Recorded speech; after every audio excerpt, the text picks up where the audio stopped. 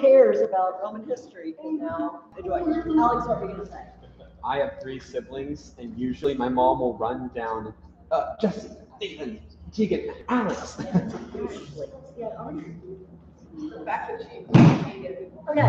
I have your poems, and I want to say I was really very pleased.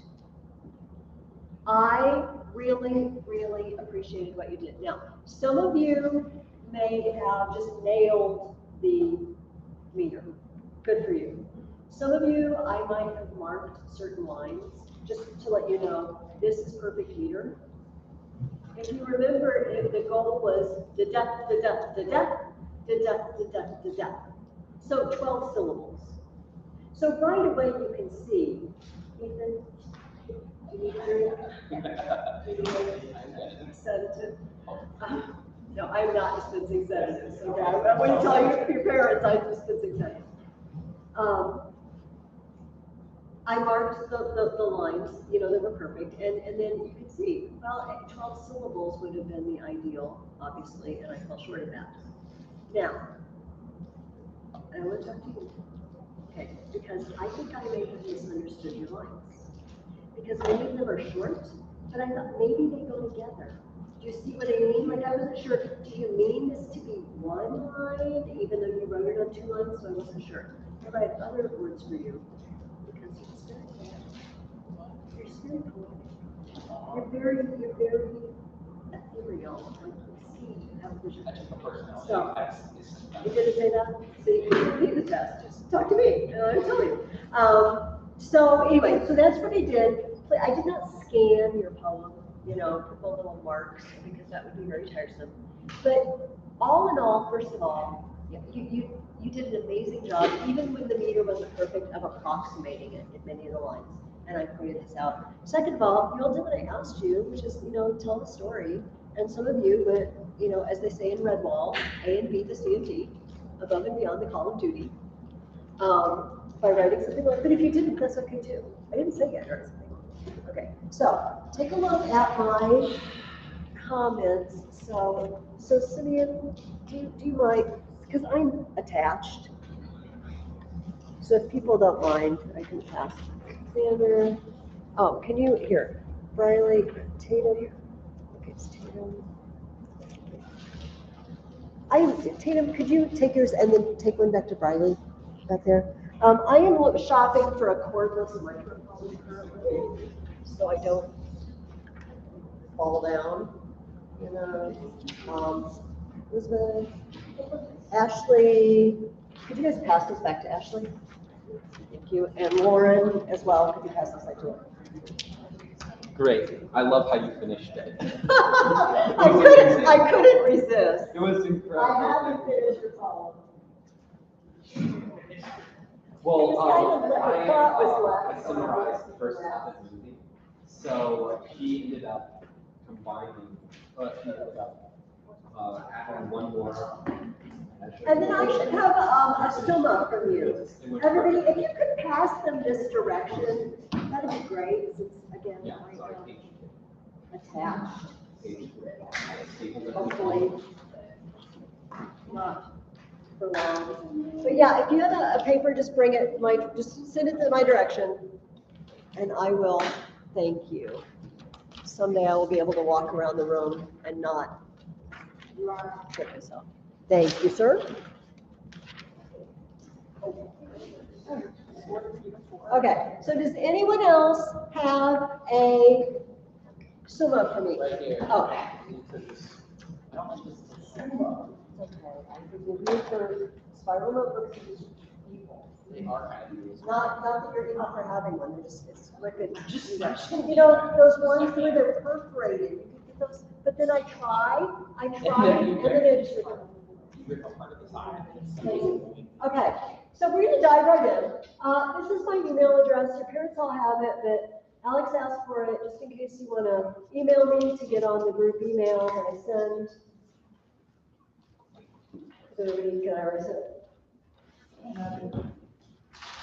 Let's dive into book 4. We're going to look at book 4, and then we're going to stop and work on our next writing assignment. I ran out of time yesterday, and so there was a second writing assignment I was going to give you, and I just didn't have time, so you don't get it either. So you just have a really, like, say thank you to yesterday's students for taking up one. So let's grab your reading questions on page 8, because we have so much I want to talk about today. So at the beginning of book 4, we have Dido, Queen of Carthage, and she is really far gone. I mean, she's got it bad, right? And my first question for you is, why? Do you remember why she fell so madly in love with Aeneas? She has been stabbed by Cupid's arrow. Well, it's all metaphorical. Hey guys, it's metaphorical. There's no wound involved, but yes, she has been struck by Cupid's arrow, and she can't help it, right? And she is in the worst way. This sounds like a modern romance novel or something.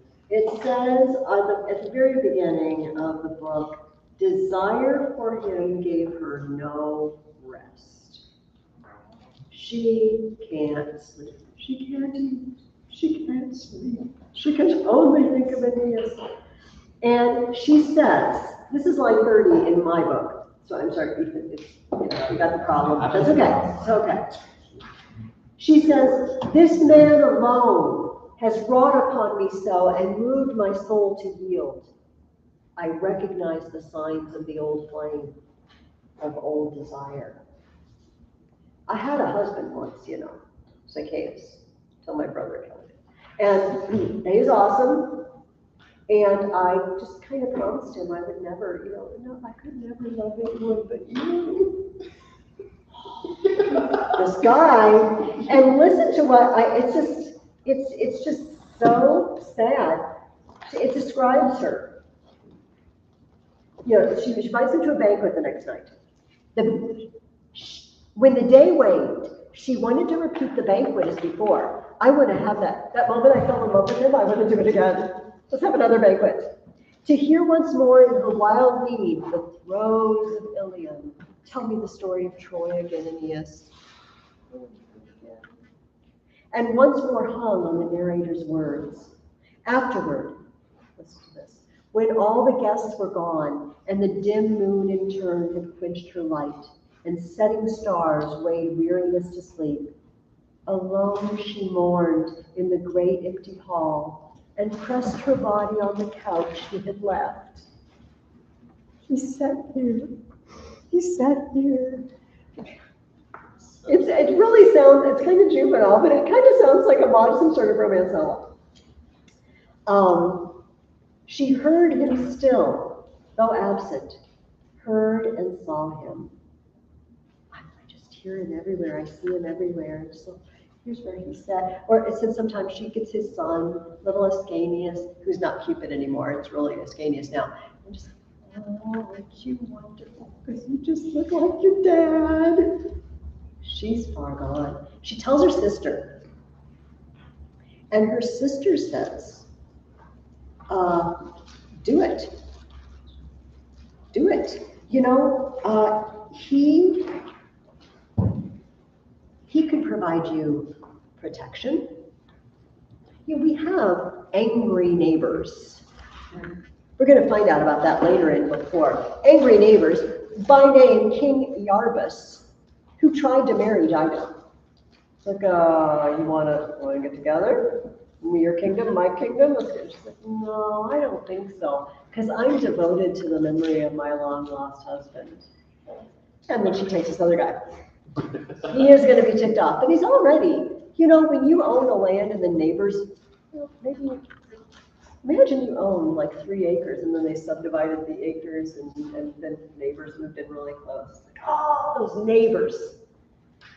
Keep an eye on those neighbors. They're keeping an eye on her. She's the new neighbor. Her sister tells her, What a great city you'll see rising here, and what a kingdom from this royal match. With Trojan soldiers as companions in arms, what exploits will Punic glory grow? We are going to be awesome, even more awesome if we have Trojans for allies, because these guys, I get that their city got conquered and everything, but they're still pretty awesome warriors. You need to just let your passions go, Dido. Zacchaeus is dead, sorry, great guy, he's dead, move on with your life. And so she isn't totally sure this is what she should do. So it says that she keeps sacrificing animals to the gods. Are we having a conversation here? Okay. She keeps sacrificing animals to the gods. And do you know in the ancient world, we talked about this last year, you cut them open and you look at their organs, you check out livers seem to be popular, but other organs too. And I don't know exactly what you're looking for, but apparently something deformed, which would be a bad omen. I feel like it's a worse omen for the animal that's been walking around with a deformed liver for all its life. How is it even still alive? But, so she keeps doing this, looking for the omens. But Virgil says this, alas, what darkened minds have soothsayers? What good are shrines and vows to maddened lovers? What do omens mean to somebody in love? Nothing. You can do whatever you want. The inward fire eats the soft marrow away, and the internal wound bleeds on in silence. She's got this wound, this uncontrollable wound, and her sister says, go for it. So she just starts following him around like a puppy dog, because she's just crazy about him. But she's a queen. She has a people. She's leading a group of people to found a new city. And Virgil says this, towers, half built, rose no farther. Men no longer trained in arms, or toiled to make harbors and battlements impregnable. Projects were broken off, laid over, and the menacing huge walls with cranes unmoving stood against the sky. Construction in Carthage has come to a halt. This is not a very healthy relationship. First of all, anytime it starts having a spell cast on you by the gods is probably unhealthy. But she can't think of anything else. She can't accomplish anything else. And her city building has now come to a halt. Does that make sense? Things are not looking good in Carthage right now. But of course, Juno is delighted. And do you recall, I didn't ask this, but why is Juno so all on fire to keep Aeneas there?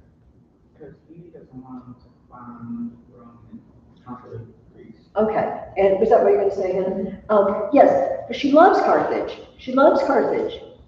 And she knows that someday Aeneas, if he goes to Italy, his great-great-great-great-grandson Romulus will found Rome, and then like 500 years after that, so 1,000 years in the future, they are going to have a terrible war with Carthage, and Carthage is going to lose big time. We got to keep this guy here at all costs. We have to circumvent the destiny that the other gods think he has.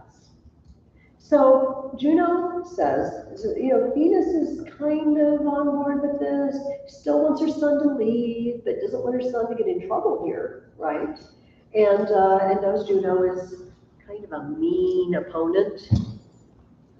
So she goes along with it. And it says, now Venus knew this talk was all pretense, all to divert the future power from Italy to Libya. She knows exactly what Juno's up to. But she says, okay, to her face at least. She says, okay, we'll do that. And Juno says, okay, I've got a plan. So they're going out hunting tomorrow. Let's stir up a big rainstorm. It's just going to be like a movie. It's going to be like those lovely movies. It's like in you know, Pride and Prejudice, the one with Keira Knightley, and they run in the rain and they stand under the gazebo and he proposes, except she says, "You're a jerk, get away from me." That doesn't end well. But it's just like that. It's a rainstorm and she says, they'll both run to the same cave. It'll be so romantic. And she said, "I'll be there, and I'll bring my nymphs, and we'll have a wedding. We'll marry them in the cave." We'll marry them. Okay, so this whole marriage thing comes up important in the next book, even later in this book. And I guess I have a question for you. Is marriage, why do we require witnesses at a wedding? Do you know that we require witnesses at a wedding? Maybe you don't know. So when you get a marriage license, in the marriage certificate, you have to have people sign, "I was there, I saw these people married." Even if you go to Vegas and some Elvis, you know, marries you, you still have to have, I don't know, showgirls or car dealer, somebody, literally, you do. You have to come into the chapel and they have to sign, "I stood here and watched this wedding." Why do we do that? What do you think, Alex? I forget the exact word, but to hold the two to their marriage, to their vows. Okay. You can't just separate because no one saw them get married. Like keeping them accountable. Keeping them accountable, that's good. When two people get married, what are they, this is a very open-ended question. What are they starting? What are they founding?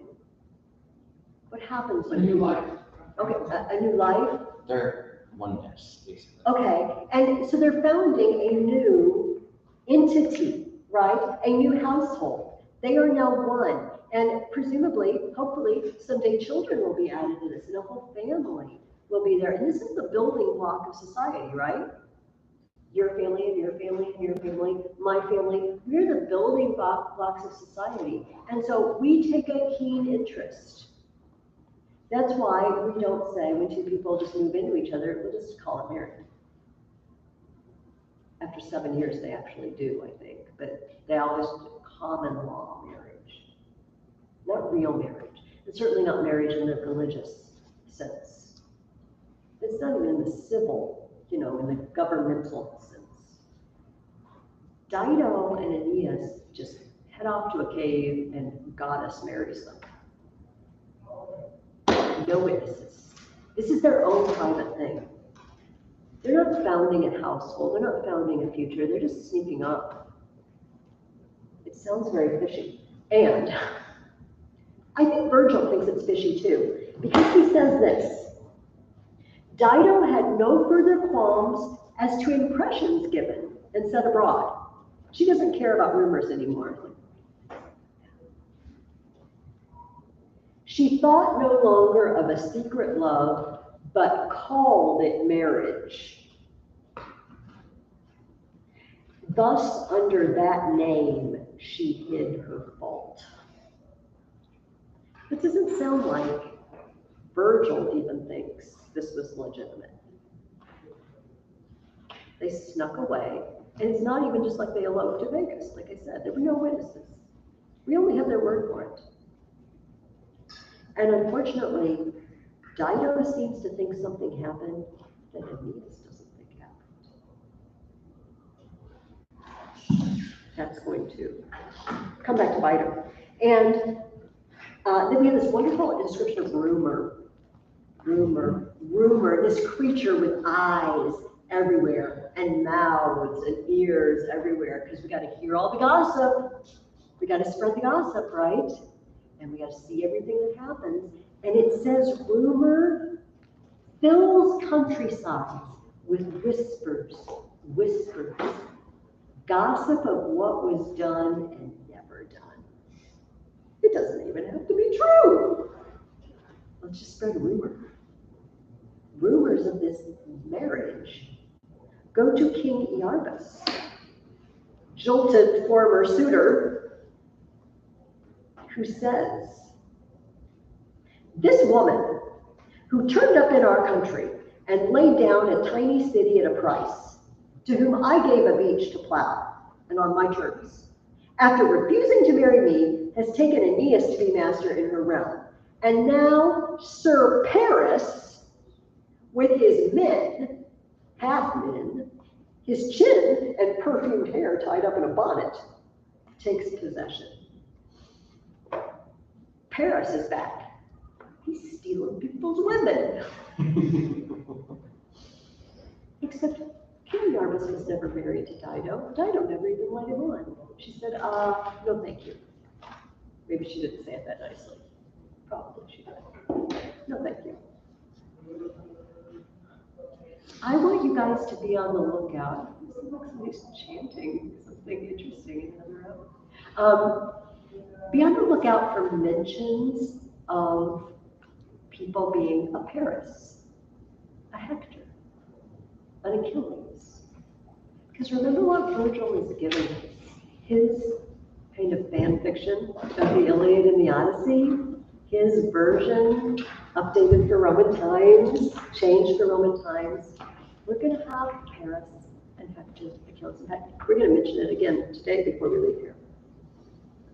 But this does not go over well with the gods, does it? The gods say, we have got to send this guy to Italy. This is not his destiny. Now, on page 104 at the bottom, Hermes comes to visit Aeneas. And it says, there he found Aeneas laying foundations for new towers and homes. He's building a city. Whose city? Whose city is he building? Dido's, Carthage. He's not building the city he's supposed to build. He's building someone else's city. And look how he looks. He noted well the sword hilt the man wore, adorned with yellow jasper, and the cloak aglow with Tyrian dye upon his shoulders, those purple, expensive purple cloaks. Gifts of the wealthy queen, who had inwoven gold thread in the fabric. He's being all, I'm like an Eastern prince, and I dress like they do in Phoenicia, with my purple golden robe and my sword hilt with the jewels. And I'm building someone else's city. And Hermes says, what are you thinking? You look ridiculous. You need to be rough, ready, and armed for adventure, not with your pretty clothes on, right? What is this? You need to leave. You are soaking it up. I don't know how he feels about Dido. I'm sure he's affectionate for her. He's not crazy out of his mind like she is. But he's become so comfortable with the situation. Remember what he said earlier in the book? Oh, those people who have their own cities and their own walls, they're so lucky. I wish I were one of them. I'm so tired of sailing around in the boat all the time. Can't I just have a city? And if it comes with, like jeweled swords and purple cloaks, that's awesome too. And he says, you have to leave. Now, at this point, Aeneas has two choices. He's got to leave. I mean, I guess he has two choices, stay or leave. But the stay is not good because the gods are going to keep, So he has to leave. Two choices. Dido, we need to have a talk.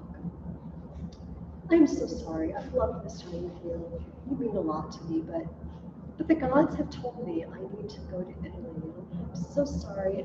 It's me. It's not you. It's me. And it just breaks my heart as much as it breaks yours. But or he could just sneak away. Inexplicably, he chooses to sneak away. Bad choice. Such a bad choice. Why? This is the mysteries of ancient literature. Aeneas, this is not how you break up. You don't just text someone. You don't. And you don't just ghost them, right? You actually say, I am so sorry. I mean, it's not like that if he just sneaks away.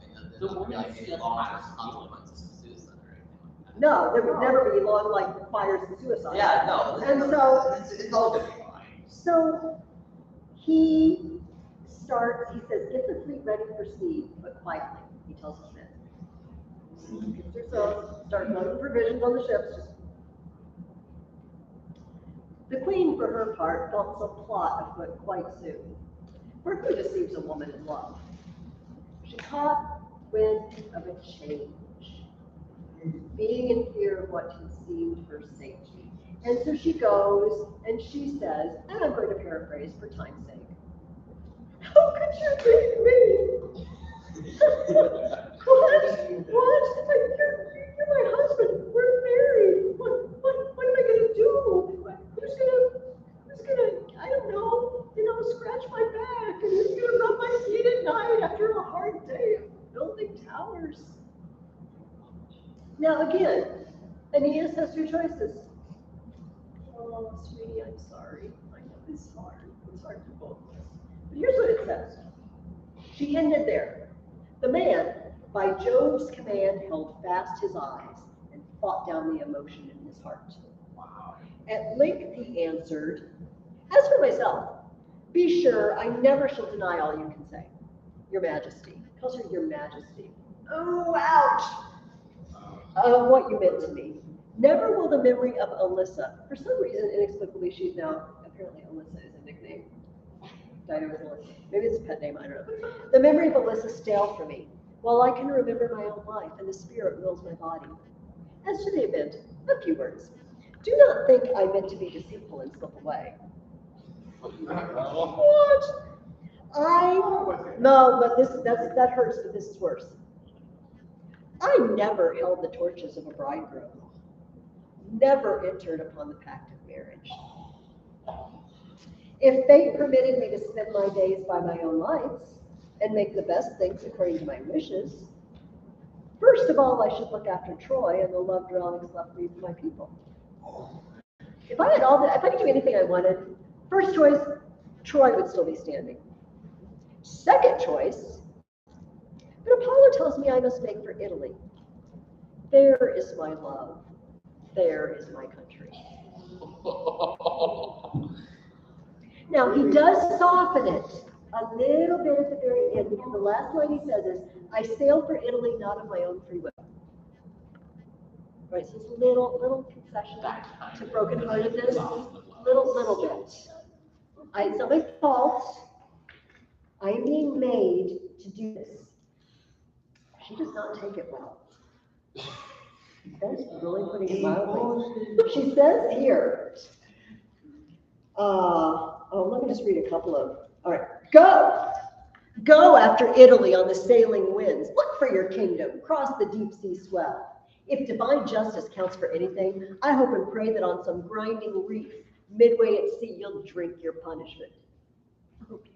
Crash and drown, buddy. And call upon Dido's name. From far away I shall come after you with my black fires, and when cold death has parted body from soul, I shall be everywhere a shade to haunt you. You will pay for this, unconscionable. I shall hear. The news will reach me even among the lowest of the dead. Dead. So the breakup went well? No, it did not. But here's the problem. Here's Aeneas' problem. So I'm painting him, and he is being kind of a jerk here. But duty-bound Aeneas. Remember, pious Aeneas? He's got a job to do. He's got a duty to the gods. And it says, though he sighed his heart out, shaken still with love of her, yet took the course heaven gave him and went back to the fleet. So he's not completely heartless, but sometimes doing your duty means making tough decisions. Leaders have to make tough decisions, right? Like a commander in army, a general in the army, sometimes sacrifices some of his men, right? For the greater good. And I would never want to be in that situation. That sounds horrifying. Some of you know my son. My youngest son is in the military. He did ROTC. He's at Ranger School right now. He's on day 17. They started with 78, and they're down to 28. Everyone else has failed out. And he's got 45 more days to go. He gets 8 hours between phases to replenish his supplies. It's brutal.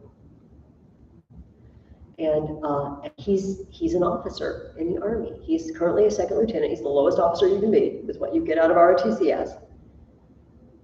But someday he has his own crew. He's armor division. He commands tank. That's will be his job. He commands a tank. And someday he might have to make a decision. Like, will we go back in the burning tank and rescue or will I save the rest of the guys who are? He might have to make that decision someday.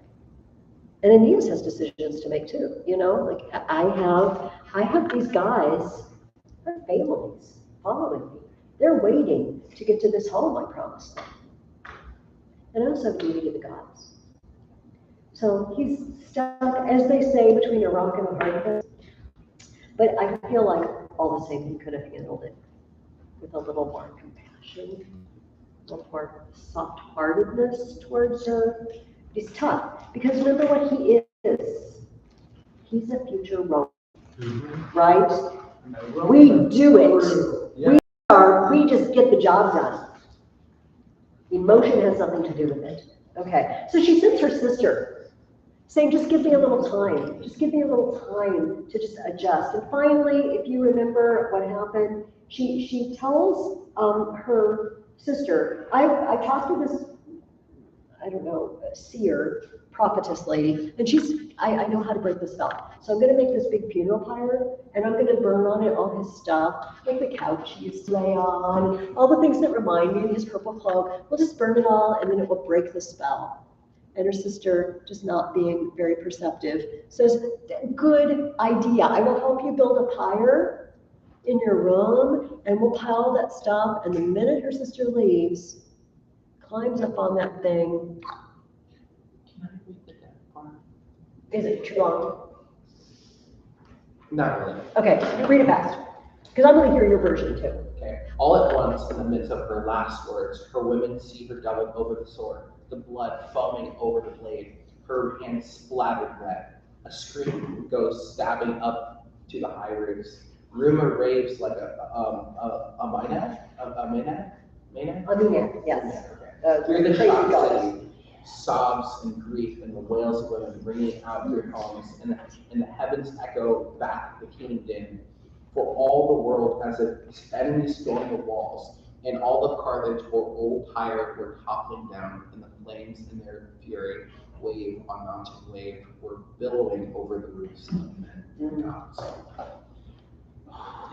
What page was that on?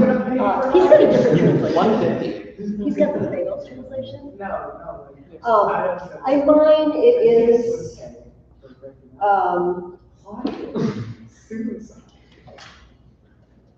and mine is page 120.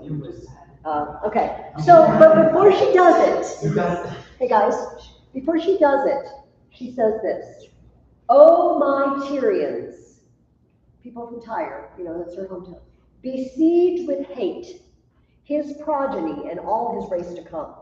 Make this your offering to my dust.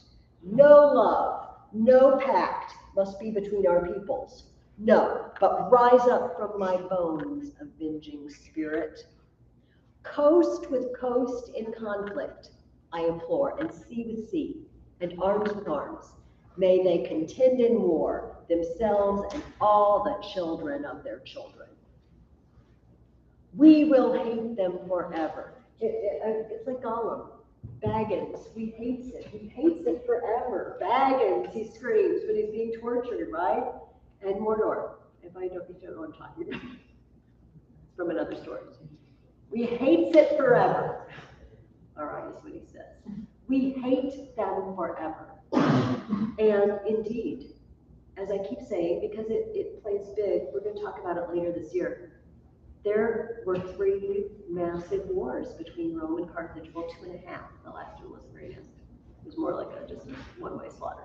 But two really rousing wars between them. And it ends with Carthage being obliterated and moved to a new location. Sounds like Troy. Yes. They're going to do what was done to them years ago. Very good. So Aeneas is, and so why does Aeneas abandon Dido? I think we've answered this question thoroughly. Somebody tell me. Duty. The gods tell him to. He doesn't, he says he doesn't want to.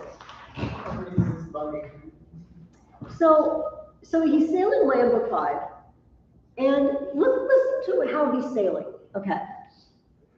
Cutting through the waves, blown dark by a chill wind, Aeneas held his ships firmly on course for a mid-sea crossing. But his eyes kept upon the city far astern, now bright with poor Alyssa's pyre. It's burning. Oh, yeah. But look what he's supposed to be moving into his future, but what's he doing still? Looking back. The eyes astern. Oh, I hated to leave you. I'm sorry I had to leave you. He makes some comment about, well, that can't have anything to do with Dido, can it? Yes, it could. He still hasn't left it behind, and we talked about that last week. He's escaped the distraction, barely, of Carthage, only on God order, When Hermes actually comes to him and says, "Are you kidding me? You need to leave." But he's still not on board with my destiny goes in the future. My destiny is not in the past. It's not with Helenus and Andromache and their little miniature Troy. It's not where Polydorus was. It's not rebuilding Troy. But it keeps looking back. Oh. And where does he go? Sicily. Sicily, where it turns out that he lands on the first anniversary of his dad's death, which somebody asked me yesterday, how long has he spent? A year. Because at the end of book 1, his dad dies and they bury him on Sicily, and he says, "It is now the anniversary of my father's death." I couldn't think of an answer for that student yesterday, and now it just hit me. If he's there on the anniversary, they have just spent a year dawdling in Carthage. Wow. Much like Odysseus, if you remember, they go back to Circe's after they deal with the whole turning my men into animals thing and get that straightened out. And then he spends a year with them. Till his men say, are we ever moving on? We're having a good time and everything after we're not pigs anymore. Yeah. That wasn't fun. But after we turned into human beings, it's pretty fun here. At least Odysseus didn't fall in love with them. He did not. Yes. He did not. He always wanted to go home, but Aeneas seems to have kind of forgotten the plan. So they head for Sicily, and he says, great, here's what we're going to do. We're going to have a sporting event for Dad. And those of you who read, either you've read a version of the Iliad yourself or read it with me. This might sound very familiar. I hope it did. Tell me from last year, what does it sound like? What section of the Iliad does it sound like? When they're having a chariot race? Yes, for Patroclus. The funeral games for Patroclus. Achilles' best friend has died, and they have a minutely described sporting event, right? This case, it's chariot. I think in the Iliad, it was a boat race. The ship that wouldn't, he wanted him to go closer to the turning point, and the guy went out, and somebody wrecked and lost all their oars, and they're just like paddling with one paddle trying to get back, which interestingly happens in the chariot race. Here, somebody's cut somebody else off, and I'm not going to go through all of the sporting events. This is the boat race. This is the boat race. Oh, this is the boat race? This is the boat race. Oh, was it the chariot? Okay, I'm sorry. People practice. All right, I'm sorry. Chariot race was in the It's too many sporting events. I can't keep them all straight. Okay, thank you. So it was in the Iliad, they did the chariots. Mm-hmm. And he went too close to the pole, and it was Nestor's son that cut Menelaus off or something like that. Okay, and this is the boat race. I want to talk about the boxing. First of all, this is our art of the week. I'll bring it to the camera. You can look it up. Sometimes it's called the boxer, the resting boxer, the defeated boxer. If you just look up Roman statue boxer, it comes up. It's bronze. This is a much later statue. It's Hellenistic times, so maybe like 200 BC, something like that. But boxing is boxing in the ancient world. It doesn't change a lot over 1,000 years. And in this, I'm not going to pass it around for time's sake, but I will put it up here if somebody wants to see it up close. His hands are just wrapped in leather strips. There are no big boxing gloves, because we don't really care what happens to the other guy. We just don't want to hurt our knuckles. And this poor guy, you look, his ear is just smashed. Through many times of being pummeled on the side of the head, his ear is deformed. His nose is swollen and misshapen. He's got the classic boxer broken nose, repeated broken nose thing. And it said in the art book I looked at, which I find this cooler than I should probably. So it's made of bronze, but in the face, there are cracks in the bronze, and they filled it with copper to make it look like blood on his face, on the statue. It's really cool. And so he's sitting here, and they call him maybe the defeated boxer because he looks like he's getting pummeled. Like and like he's got to be like, I need to retire. I need a new occupation. I have been beaten to a pulp so many times. I'm done. And I just have to mention the crazy boxing match. For anybody who didn't catch it, okay, I gotta find it.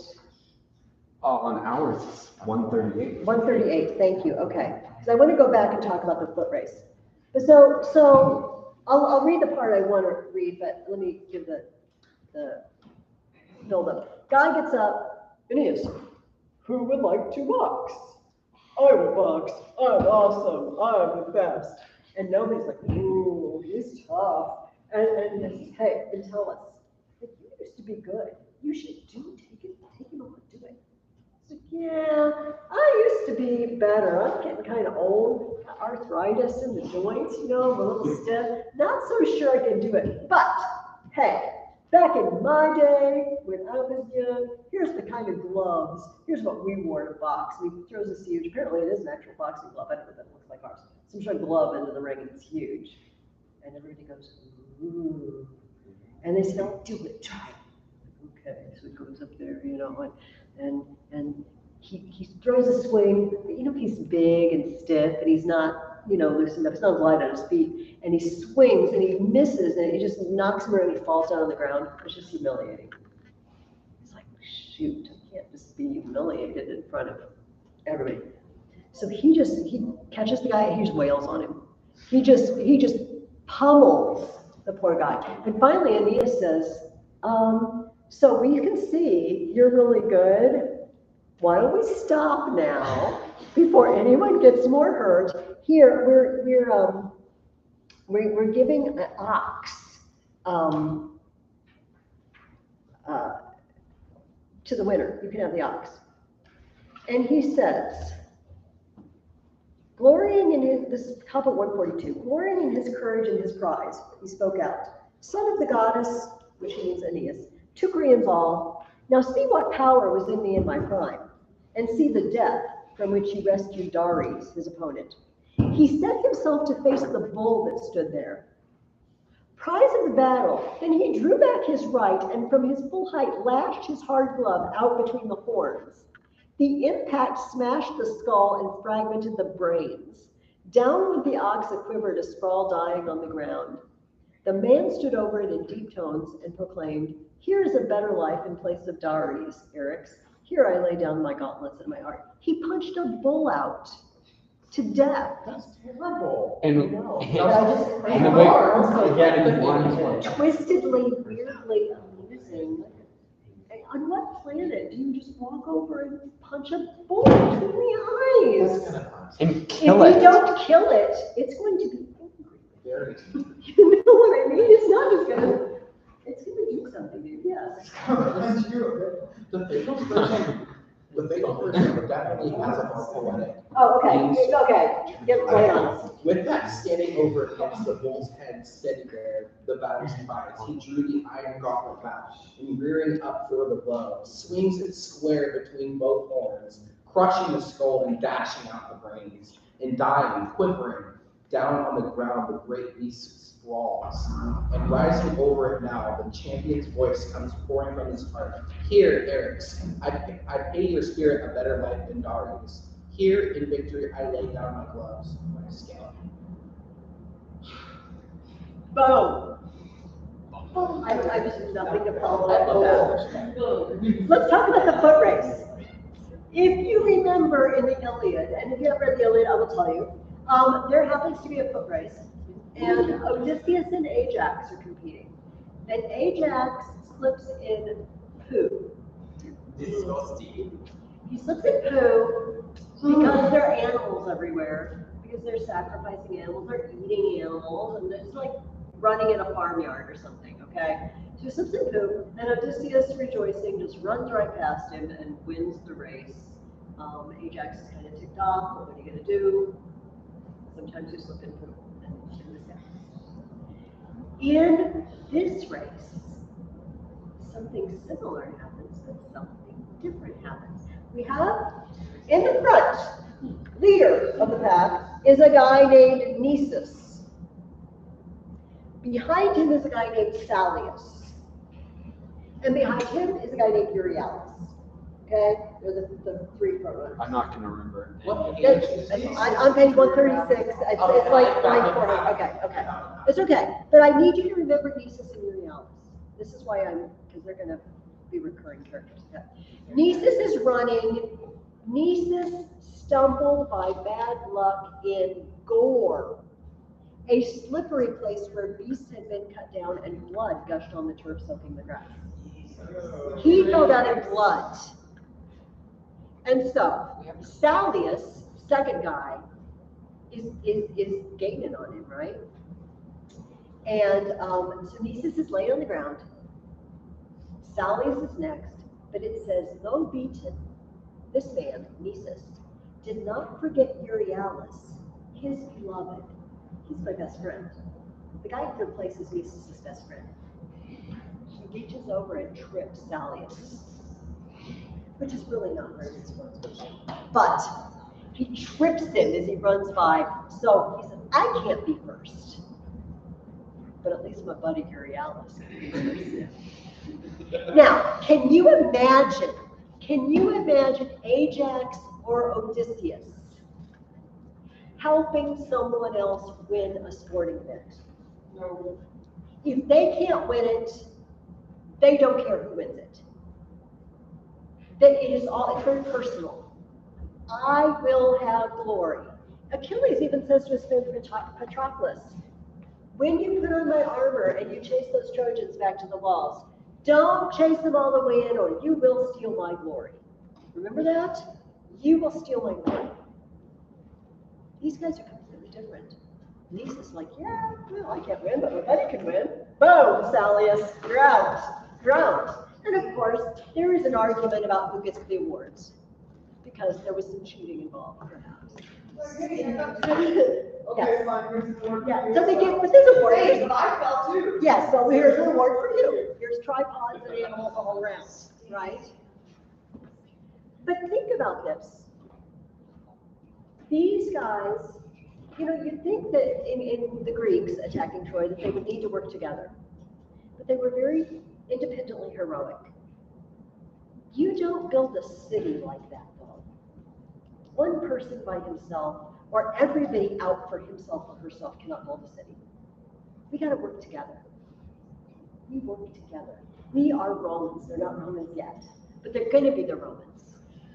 And Romans work together. It's not individual Roman heroics that saved the day in most of Roman history. It's the army. It's the unit. It's the city. Yes? There's giants.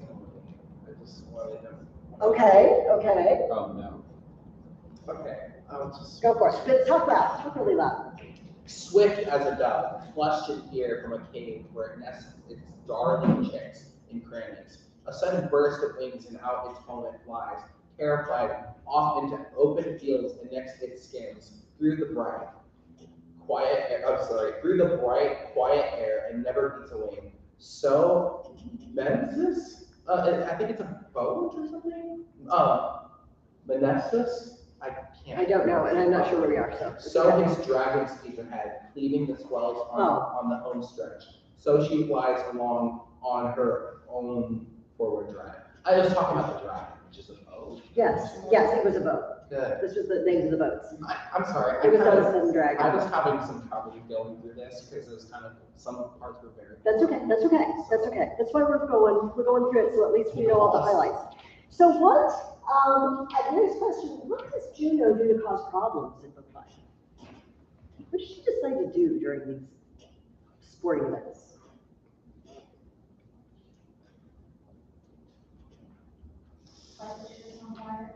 Light the ships on fire. Yeah, go ahead. Well, doesn't he like stir up the women, or she stirs up the women to burn the Indeed, ships on fire? indeed. Juno sends Iris, the rainbow messenger of the gods, to dress up, you know how they do the, I'm dressing up with someone else now, I'm pretending to be someone else, to dress up as one of the women and say, who prevents our building here a town for town dwellers? Aren't you sick of being in boats, ladies? These guys are never going to find the right place. You know, men, they're never satisfied. Just build it here for crying out loud. There's nothing wrong. We're close to Italy. We're really close. Will never a wall be called the Wall of Troy? Set fire to those infernal ships with me. And she stirs the women up to torch the fleet so he can't go anywhere. Fortunately, he quick thinkingly prays, and Zeus sends a rainstorm, Jupiter sends a rainstorm to put out the fires. But listen to this. It says Aeneas had been stunned, I'm on page 150, had been stunned by the mischance and could not rest. Turning this way and that within him, coping with momentous questions. Should he forget the destiny foretold and make his home in Sicily, or try again for Italy? After all this, he's still thinking, should I go to Italy or not? Maybe this is a sign that I'm just supposed to stay in Sicily. No, they keep telling you go to Italy. He still doesn't know. But Acestes, who's the guy living there in Sicily and who's a friend of his, says, look, here's an idea. I have good counsel for you. Why don't you just leave here everybody who's just sick and tired of traveling with you? They're not going to be on board 100% for what you've got to face, for the hardships, for battles, whatever comes in the future. Just leave them behind. Like Gideon getting his army whittled down, you know, or telling, if you're afraid, go home. If you're afraid, stay in Sicily. And he does, he leaves behind a lot. But you know, just like Gideon, his army gets whittled down, but it's the hardcore guys. It's the hardcore ones, right? In Gideon's case, it was for different reasons, perhaps, to show God's power. But it's the same idea. I'm going to take the best of the best and not leave behind the waverers.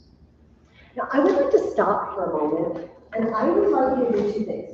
First of all, turn to page 10, which should be an empty page for you.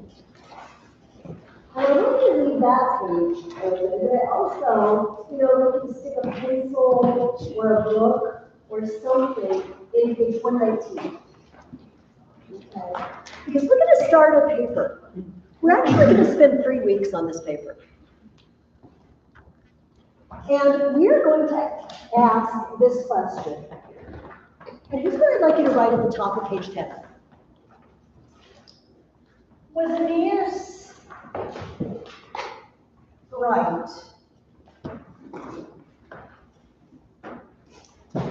to leave Dido?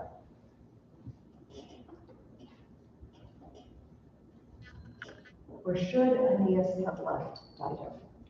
That is going to be the question for him. Is this an essay? This is going to be our first longer persuasive essay. It is not. I had a solo for you to write this week, and then, like I said, I didn't have time to assign it to my other kids, and so you guys just are the winners. I don't have time today anyway, so this is all you're doing for writing this week. All you're doing is brainstorming for ideas, and I'm going to show you how to do that, all right? On that paper, I would like you to write the word yes and no in 2 columns.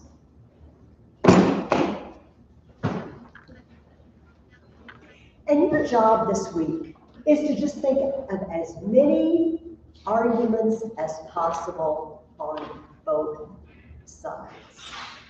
For instance, obvious one, and you can write this down as I write it.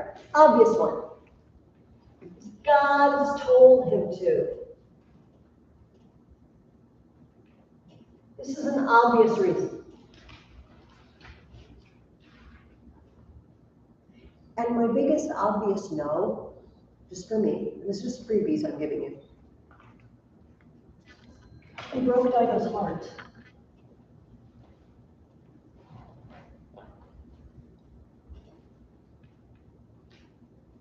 And as a kind of a subsidiary idea, we shouldn't break promises. And she thinks shouldn't make promises, and I will add, she thinks he promised.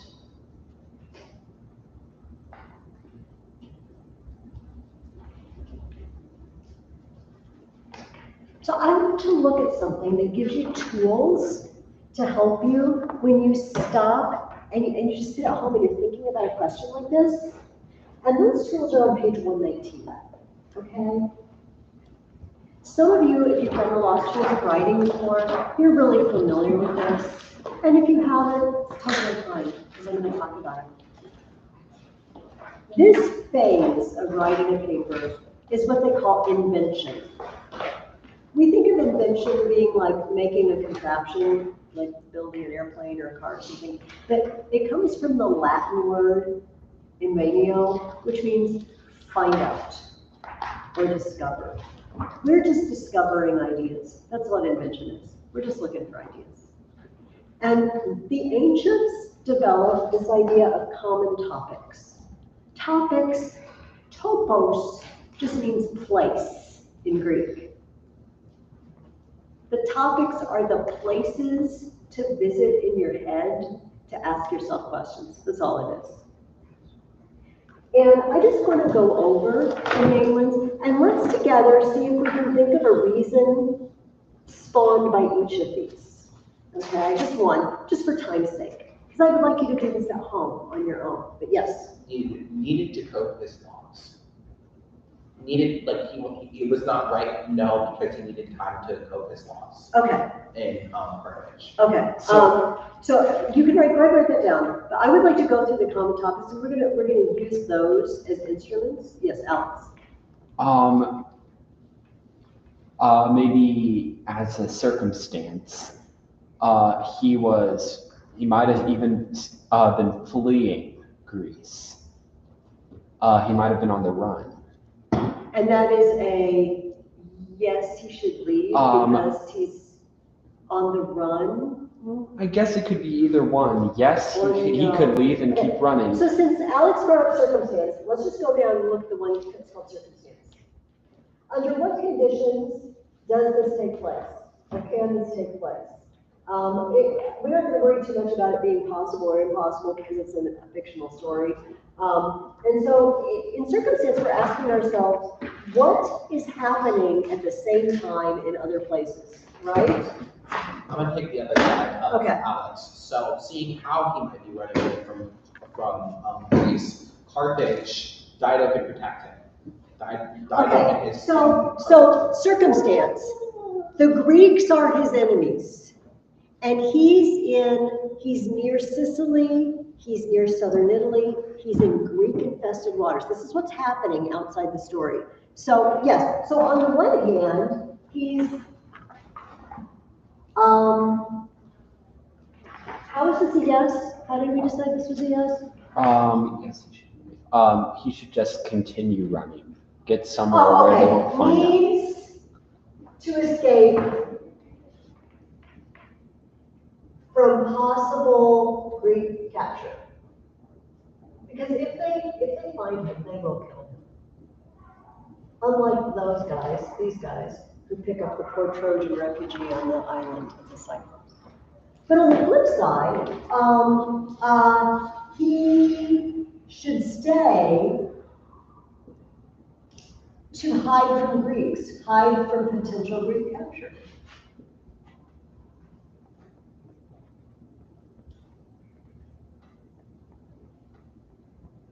Another circumstance could be the fact that there are people in Italy, you don't know this yet, that's why I'm giving it to you, but you'll find out in the upcoming books. There are people in Italy waiting for him. There are prophecies to be fulfilled. That's another thing that's happening at the same time. Italians, they're not really Italians, what we call them, are waiting for him. Latins, I should have said, or Etruscans. People are waiting for him. So this is the circumstance. We think, okay, what else is happening in this story? Think about the gods arguing in Olympus, and Greeks looking they're on the prowl for Trojan escapees, and people in Italy are waiting. This is circumstance. Let's pop up to definition. Definitions is when we look at something and ask ourselves, what is it? And I think the best thing here is marriage. Is this a real legitimate marriage? What defines a marriage? One could say, no, he should not leave because he married her.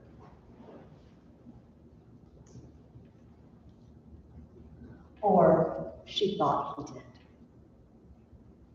That's if we define what they did as a marriage. But if we define a marriage as something that needs to take place in front of witnesses and involves the community, then you could say they were never married. Then he owes her nothing. They were just sort of having a good time. You see, so my definition of marriage, depending on what it is, I get ideas. Does that make sense to everybody? We could define duty. What does it mean to do your duty? Does he have a duty to her? Does he have a duty to the gods? Whose duty wins? So ask yourself questions like that. And this week at home. Comparison. Comparing, is he acting like a Paris? He was already compared to Paris, wasn't he?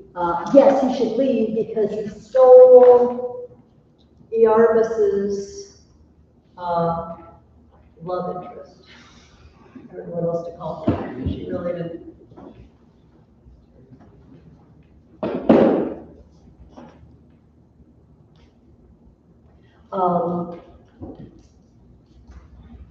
We can think about if he is a Paris, what happened to the place where Paris had his woman,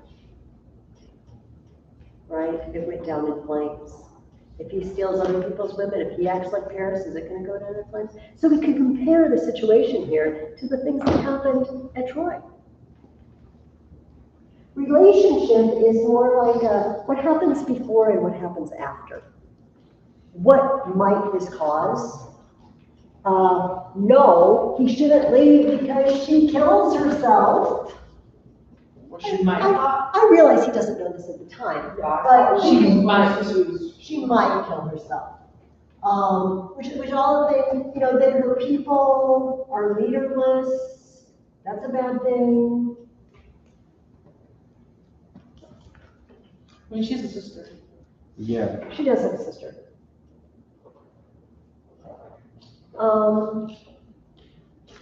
And think what happens before.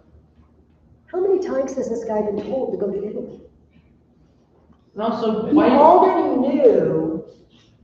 And why did Dido go with Aeneas? Well, then see, Then she got to abandon her people in the city. her He people. already knew. But she is his sister, she could leave in charge.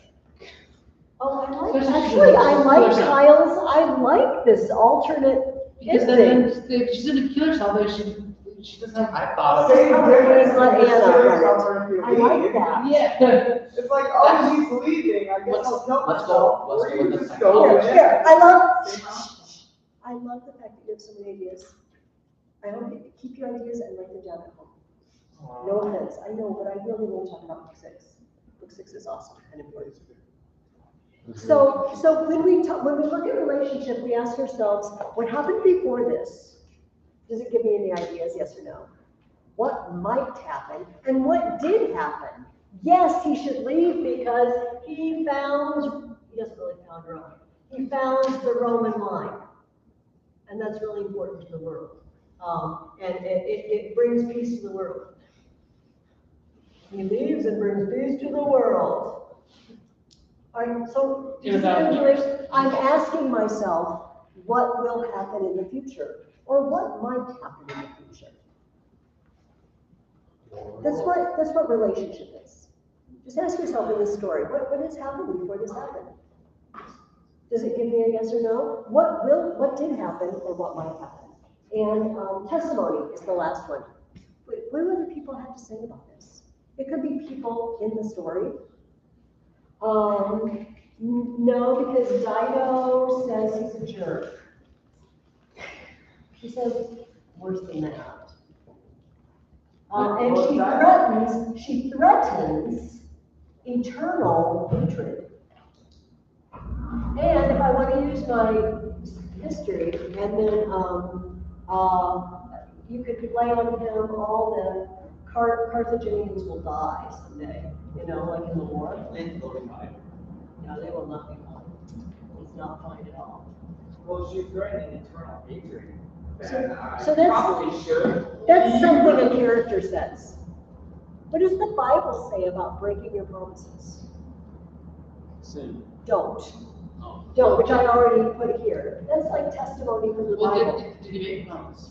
See, that's definition, right? Was it a promise? Was it a marriage? We don't know. But so this page, 119, is just a tool. You can think of other ideas that don't have anything to do with any discussions, okay? You're not limited to this. You're limited only by your own imagination. I would like you to add to this list this week as many things as you can possibly think of. However minor they seem. Okay? Write it down. Even if it seems like obvious, that you will not forget it because you might forget it. And this is the time in the paper when we pull all the ideas we can possibly get out of our brains and get them on paper so we can assess them. Okay? That is what I want you to do this week. Think of as many extra reasons, big or small, as possible, that he should leave or he should not leave. And if you hit a roadblock, go to page 119 and ask yourself some of these questions. What happened before? What happened after? What's happening elsewhere in the story? What do other characters, or frankly, other books or stories have to say about the situation, including the Iliad, where women cause problems. Putting it all in one. Or think of ideas like marriage and duty and family and leader, and define them. What makes a good leader? Make sense, everybody? Okay, this is what I would like you to do. Bring your list. Well, and you can just add to them in your book. So you can just, if you bring your reading guide, you'll bring your list. And I want to know if everybody, was able to come up with a fair amount of ideas. And then we'll talk about the next step in our papers, okay? Is that thumbs up to everybody? Are we good? Yep. We got it? All right, awesome. Let's take a look now at book 6. And let's just hit our last question. And then I can just use the rest of our time to point out things. What is Anchises' purpose in calling Aeneas to the underworld? What is he showing? Yeah. All of Aeneas' descendants throughout the years, all the Roman seasons. Yes. He shows him the future. Because remember this guy. He keeps looking back.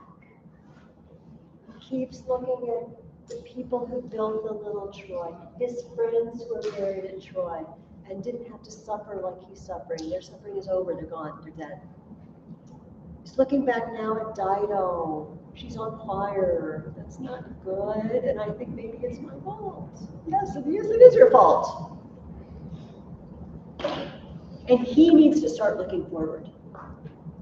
You may also remember that our friend Odysseus took a trip to the underworld in the Odyssey. And as we know, Virgil is reliving those two poems. The first half, I think you would have noticed this, is basically the Odyssey, mostly. He's journeying, he's looking for his new home. Odysseus is looking for his old home. He's having experiences like Odysseus had. And if Odysseus can go to the underworld, by golly, Aeneas can go to the underworld too. Anyone can. They just Apparently anyone can. You just march right in. Theseus did, Hercules did, Orpheus did. We just kind of have that.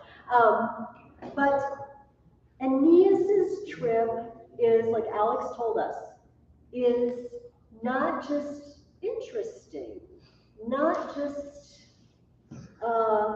gathering specific information like Odysseus, and honestly, he doesn't hear much from Tiresias at all. That helps him. Aeneas needs a transformation of his mind. He needs, hey guys, can we calm down at that table? Thank you. He needs, I hate to use, because it's just scriptural, it's the only thing, transformed renewing of his mind is what Aeneas needs. He needs to stop looking back. He needs to stop being Trojan and start being Roman. And his dad thinks he can help him with that. So his dad says, come to the underworld. And it says, Aeneas in duty bound. Again, in duty bound, heads to the coast of Italy. And he has been warned by his dad, the spirit of his dad in a dream in book 5. Go to Italy, and you're going to meet this lady. She's called the Sibyl. Sibyl is actually a name. Some women are named Sibyl, but the Sibyl was a title. It wasn't her name. And she was very much like the prophetess that was always at the oracle of Apollo at Delphi. You ask her a question, and she goes into some sort of trance and tells you the answer of the gods. Yes. While breathing sulfurous I don't know fumes. about the sulfurous fumes, but Really? it does involve going down into caves. So there you go. That's she also suspicious. writes prophecies down on paper. They didn't paint parchment. She writes them down. We're going to talk more about these Sibylline, they call it the Sibylline books. They're going to come up in the next book we read, the early history of Rome. About the future of Rome, the future of Italy. And the Romans valued these books really highly. Well, Anchises says you're going to meet this lady, and she's going to tell you what you need to do to come visit me. So he gets to the shore of Italy, finally. And she goes into a little trance for him, even though the main goal is not just to talk to her, but to see his dad. She says on page 162, wars, vicious wars I see ahead, and Tiber foaming blood. The Tiber is the river that runs past Rome.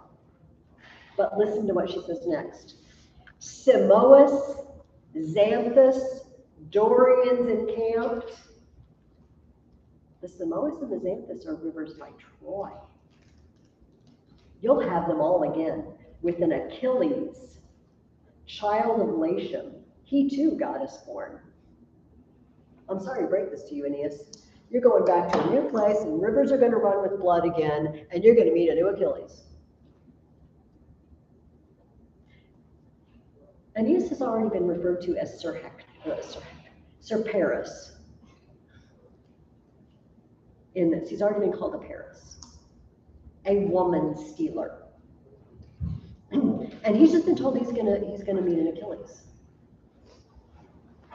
This is not. I mean, so far the encouragement level is wars, vicious wars. Oh, yay!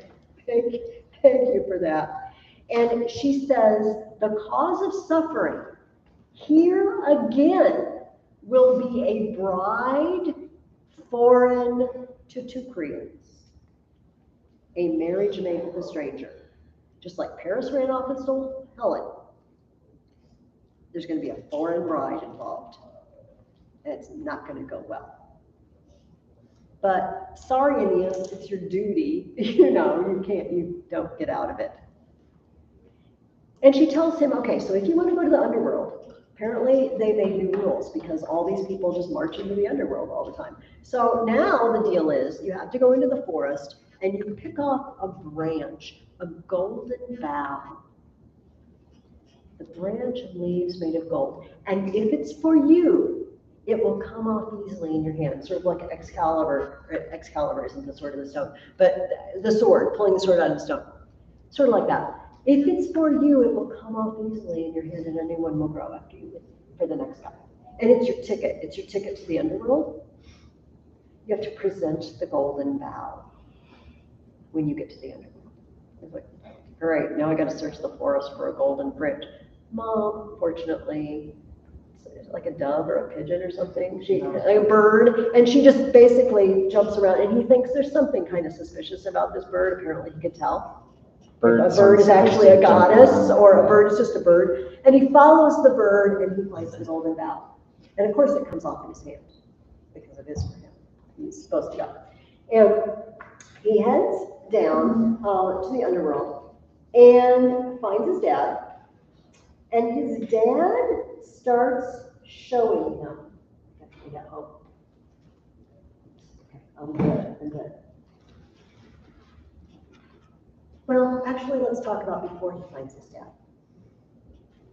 He goes down there, and hey, do you know where my dad lives in the underworld? I'm like, I don't know. We don't live in one fixed place. We just roam around. But your dad's a nice guy. Check the Elysian Fields, because that's where the really happy people go. You know, the people who live a good life. Okay, great. We'll look for the Elysian Fields. But he's wandering around looking, and he sees the dead. It talks about how he sees Trojan dead. He sees Greek dead. And the Trojan dead want to talk to him, the Greek dead not so much. But before he even meets them, it says on page 175, among them, with her fatal wound still fresh, Phoenician Dido wandered the deep wood. Awkward. The Trojan captain paused nearby and knew her dim form in the dark, as one who sees early in the month, or thinks to have seen, the moon rising through cloud all dim. He wept and spoke tenderly to her. Now he speaks tenderly to her. Dido, so forlorn, the story then that came to me was true? That you were out of life, had met your end by your own hand? Was I the cause? No thank. I swear by heaven's stars, by the high gods, by any certainty below earth, I left your land against my will, my queen. The gods' commands drove me to do their will, and now they drive me through this world of shades, these moldy wastelands and these depths of night. And I could not believe that I would hurt you so terribly by going. I didn't know how badly it would hurt you. What is her response? She had turned on, with gaze fixed on the ground as he spoke on, her face no more affected than if she were immobile granite or Marpesian stone. At length she flung away from him and fled, his enemy still, into the shadowy grove, where he whose bride she once had been, Sychaeus, joined in her sorrows and returned her love. I believe so. I will be joining my husband, the one I should have been faithful to all along anyway. Not a word. This reminds me a little bit, if you remember, that Odysseus sees Ajax in the underworld. Ajax, who lost the contest to see who gets Achilles' fabulous armor, best armor ever. They voted to give it to Odysseus, and Ajax lost his mind with anger and ended up killing himself. And Odysseus just was like, Ajax, you want to make up? I do not. Yes. I'm dead, but I'm still not speaking to you. Yes, Alex. So I'm going to read a small part. Oh, go for it. But she had turned with her with gaze fixed on the ground. As he spoke on, her face no more affected than if it were a mobile granite or a Marpesian stone. At length she flung away from him and fled. It's like him down at the docks. He buried Yes. his emotions. Yes, it's exactly, what goes around comes around, as they say. Yeah, he buried his emotions, looked away, and then fled. And fun. So this was a very unpleasant moment for him. But remember, it's not to dredge up old griefs that he's here. It's to see his dad. And they finally find him on the Elysian fields. And when they find him on page 183, he's looking at a group of souls. Now, those of you who read Plato's Republic with me last year might remember the idea of pre-existence of souls. We would say that souls are just stored up in some place, and it might be reincarnation, or it might just be you get one shot, but your soul exists before your body is created, and they're just waiting to put souls into the body. Wasn't there a Disney or a Pixar movie like that? Yeah, Soul.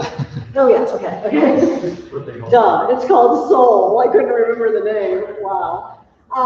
So this is their idea. So he's looking at these souls that haven't entered bodies yet, or their next iteration. And it says, by chance, his own were those he scanned now, all his descendants, and their futures and their fates, their characters and acts. So he's looking at all the people who are going to be descended from Aeneas.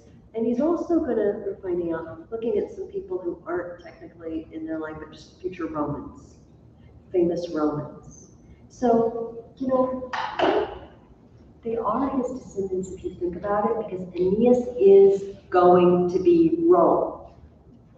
He's a symbol of everything that is going to be Rome. And everything that happens in Rome is a direct result of him in his life.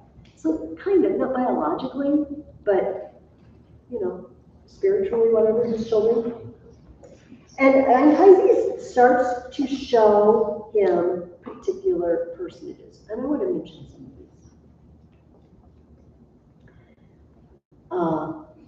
Romulus, fathered by Mars, will come to make himself his grandfather's companion. Do you see the double plume of Mars fixed on his crest? See how the father of the gods himself now marks him out with his own signs of honor? Look now, my son, under his auspices, illustrious Rome will bound her power with earth, her spirit with Olympus. She'll enclose her 7 hills with one great city wall, fortunate in the men she breeds. This is Romulus. Now, come with me, son. Look over here. Here is Caesar. And all the line of Iulus. Julius Caesar, Iulus, hear it? Descended from Aeneas. All who shall one day pass under the dome of the great sky. This man, this is the one of whom you so often heard the promise. Caesar Augustus, son of the deified, who shall bring once again an age of gold to Latium, to the land where Saturn reigned in early times. This is Caesar Augustus. By the way, who paid for this poem? It would be Caesar Augustus, okay? So I'm just going to mention our patron a little bit in the poem, but honestly, he ended a century of civil war. And remember, and the gates of war will be shut.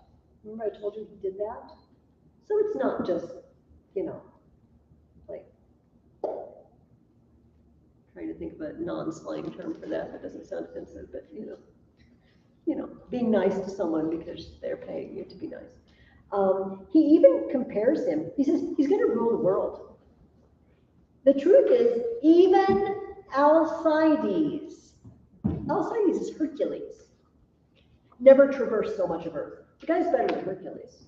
Augustus better than Hercules, more powerful than Hercules. Who is he? So set apart there, olive crowned, who holds sacred vessels in his hands. I know that snowy mane and beard. Numa, the king, second king of Rome. Numa Pompilius? Numa Pompilius, who will build early Rome on a base of laws. And then down a little bit on that section. Do you care to see now too? The Tarquin kings and the proud soul of the avenger Brutus, not the second Brutus who killed Julius Caesar, the first Brutus who got rid of the kings. That's in our next book. We're going to be talking about it. Consular power will first be his. And when his sons plot war against the city, he will call for the death penalty in freedom's name. Brutus did that. This is in the next book we read. Brutus, the guy who drove the last nasty Rotter king out of Rome. His son plotted against him, Brutus, and he said, execute him. That's what we do to traitors. I will stand and watch. That pair, however, matched in brilliant armor, matched in their heart's desire, while night still holds them fast, once they attain life's light, what war, what grief will they provoke between them? Battles and bloodshed. As the father marches down from the Alpine ramparts, down from Monaco's walled height, and the son-in-law drawn up with armies of the east awaits him.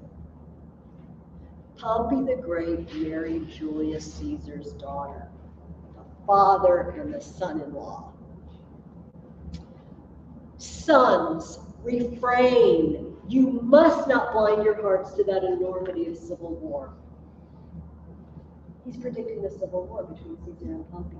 All of which, if you've heard of it, great. If you haven't, these are events we're going to talk about this year.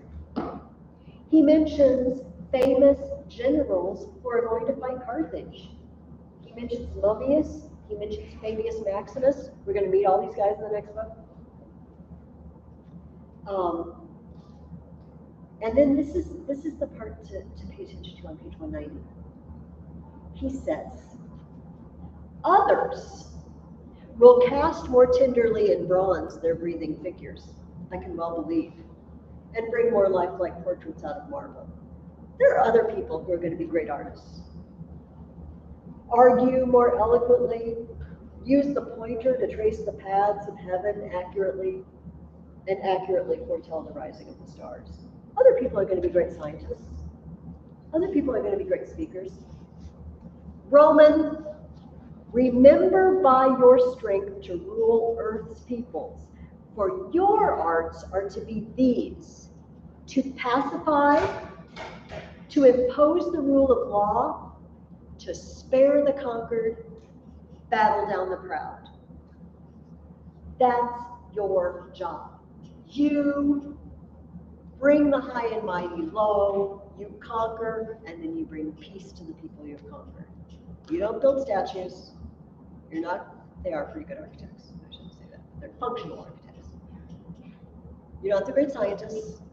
You're not the great artists of the world. You beat down the proud and bring peace. And then he goes on to say,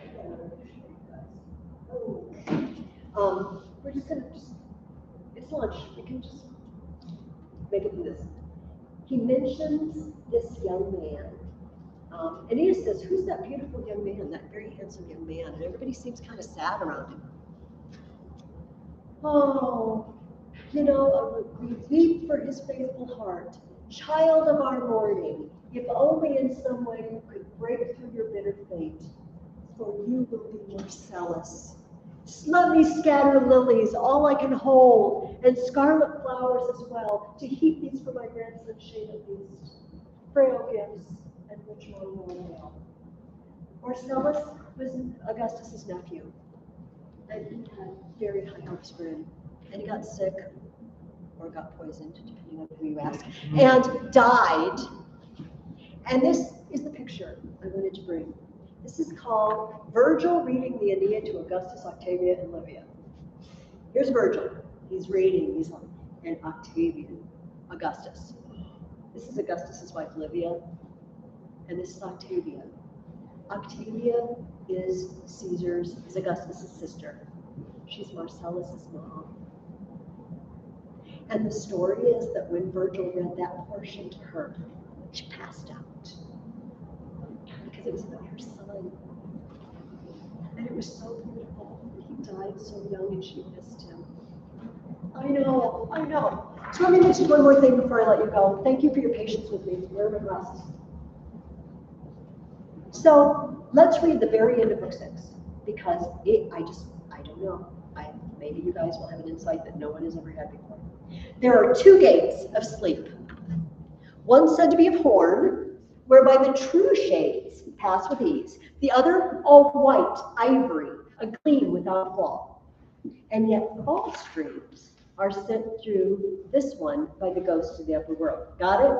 2 gates in the underworld. Horn, that's where the true dreams and visions go. Ivory, this is where the false dreams and visions go.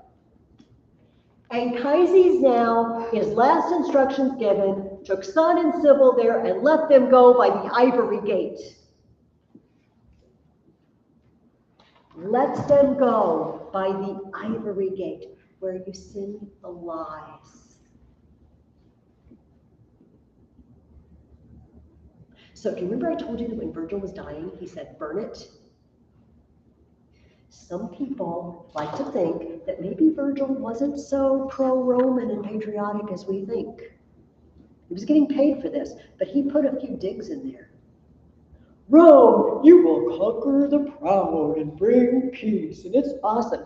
But there's a toll that comes with that. Those conquered people, there's a death toll, a high death toll. This vision of the glory of Rome, he sends them back through the gate that tells lies. Some people think Virgil put little digs like that in, and that's why he said,